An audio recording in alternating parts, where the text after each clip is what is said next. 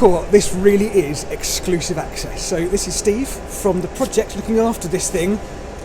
What is this and where are we? Right, hello Tim. We are in Strawberry Hill Depot in southwest London, and this is 4VEP 3417. It's the last of its type. It was built in 1967 as an electric slam door commuter train.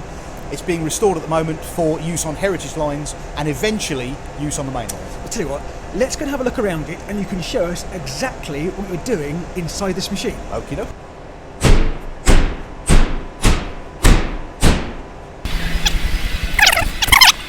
We're unbelievably lucky. We're in this ex-London and South Western Railway shed. The shed was built in 1892. In the dim and distant past, the BR Research Department were in this shed. Now we're in here. So we're helping to keep the shed alive. We're keeping it warm. We're keeping it lit. We're keeping an eye on it. The shed is giving back to us. It gives us this secure, warm, dry place in order to do this work. We're astoundingly lucky. The reason this panel is off at the moment is that we're adjusting that to make sure that it comes up quickly enough to get to about there. So if it rains, it doesn't rain inside, but not so quickly that it catches your head on the way up and eats your fingers. This whole coach is being rewired. There was a wiring fault on the heating, so it turned out that we thought it was one seating bay. As you can tell, it was all of them, which is another reason why I have grey hair. We're up to about here at the moment from that end, and we've got to go all the way around. In the days of British Rail, this would have been a job that would have gone, this coach would have gone to Eastleigh, it would have been put up on jacks, you'd have had a group of 20 or 30 blokes working on this 7 days a week. It would have taken about a week to get it done. As it is, there are 3 guys in the group who are qualified to do the work, and we're into our 4th, not including COVID, we're into our 4th month doing this, and we're about a third of the way through. Once these heating bays are done, once these heaters are done, put the seat backs back in, put the seat bases back in, job done, coach is ready. We set up a trim shop from scratch, just like the old maintenance depots used to have. The 2 ladies who run it, Lynn, my girlfriend, and Maggie, her mum. Maggie is a seamstress. Maggie and Lynn said, we can do that, and it's probably saved the group about £10,000. If we'd have gone to an outside contractor, you'd be looking £10,000 to get the work done that they've done. They're brilliant, and I'm not just saying that because Lynn's my girlfriend. Right, this whole thing is funded by people like myself, other of the minions, people from the enthusiast public, members of SWR staff, Network Rail, you name it. All these people go onto our website and they contribute maybe a £5 one-off donation or a £5 a month. It's the price of a pint these days in southwest London. You don't even get a bag of crisps with it. It's terrible. That money, all those little amounts, slowly builds up and up and up and up, and it's got us to a point where we can do work like, we can do things like buying this conduit for the rewire on this coach, where we can buy nuts and bolts and screws and bits of wood and this, that and the other. Wood like, and then we have the occasional large donation from people like real-time trains, like Armstrong Powerhouse. We get industry support from people like Siemens, Unipart Rail, TBM Rail, SWR. First Group have been very helpful. All these people have chipped in money or time or expertise to support us to make this thing go. We're the only nutters who've got to this point with one of these trains. There's one other that's preserved. It's on the East Kent Railway. A friend of ours, Peter Spokes, owns those coaches, and he's slowly but surely putting those back together, but he's doing his outdoors. Those big donations, the one-off large donations, the sort of support from real-time trains and Armstrong Powerhouse. Real-time trains, Tom Cairns, all that timber, which will become new step boards for the train, Tom paid for that. It's not just about railway staff helping out, it's about the ultimate owners of the unit, the Bluebell Railway Trust, coming in to support us as well. We're astonishingly lucky, and we're making progress. So anyway, come on this way. Toilet. Proper compartments. all that is water damage. It's where the windows have leaked or condensation has built up and it's run down the inside and it's just rotted the fabric out. Again, many moths have been evicted. So we go through here. We've got 3 of these compartments on this train, on this end. This one smells vaguely like a taxi cab from the 1980s, which is great. In the days of yore, the guard would sit here, he would talk to the passengers thus, he would test the brake thus. And in here, lots of sparky, complicated bits that we don't touch.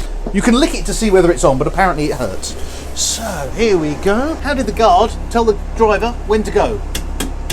That's how he did that.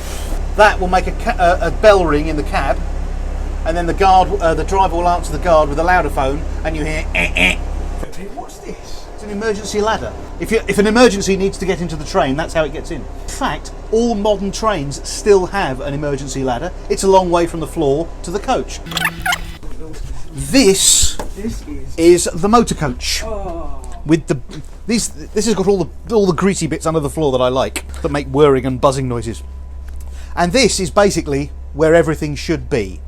This is good for service.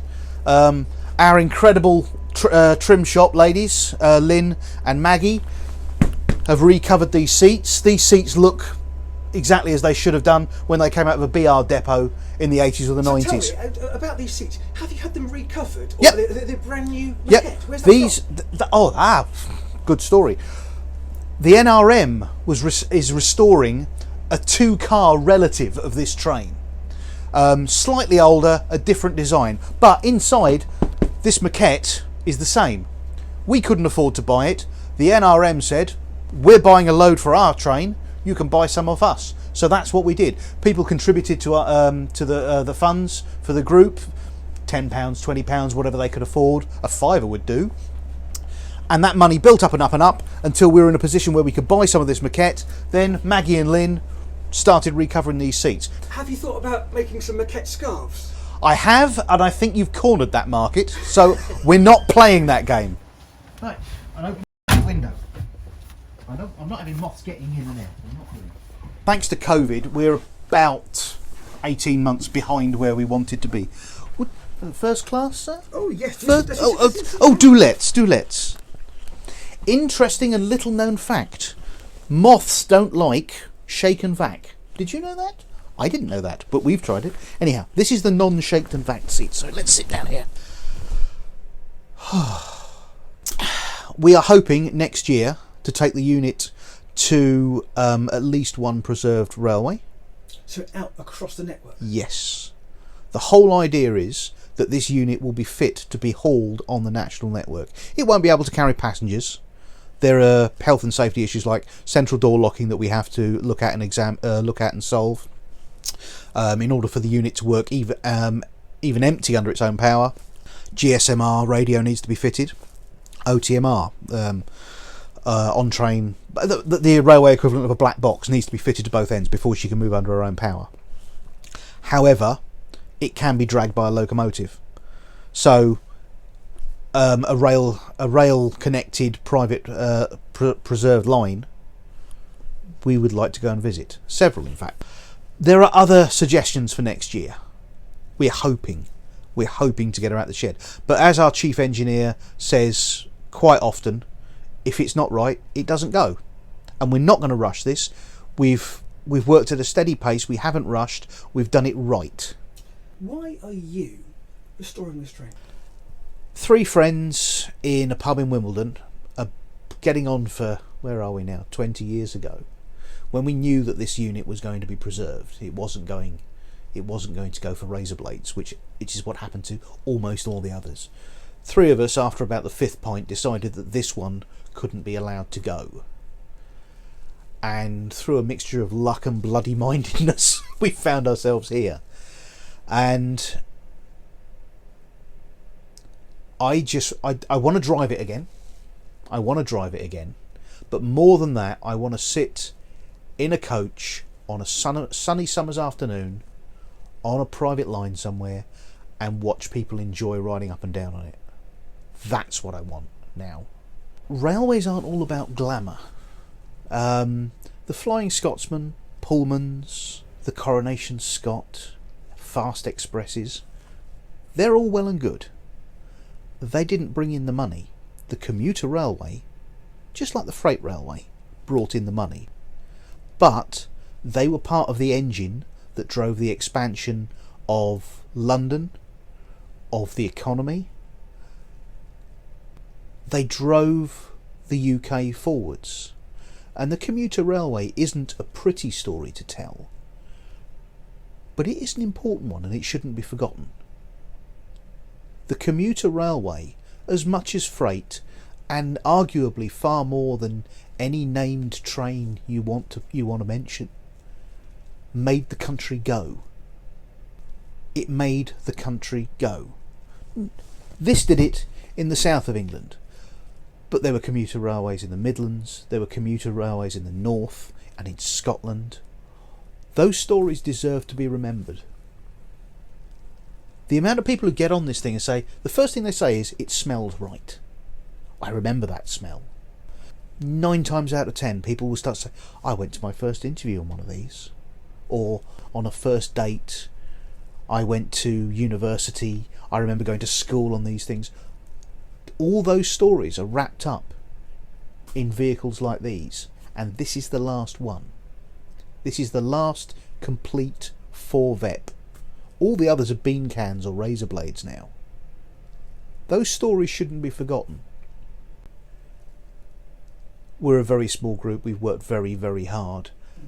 Some of us are no longer here.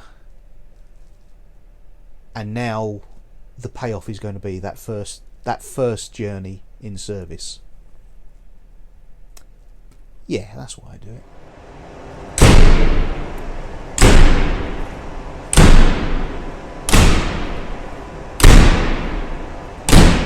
If you'd like to help us, first of all, there's always money. You don't get involved in railway preservation to get rich.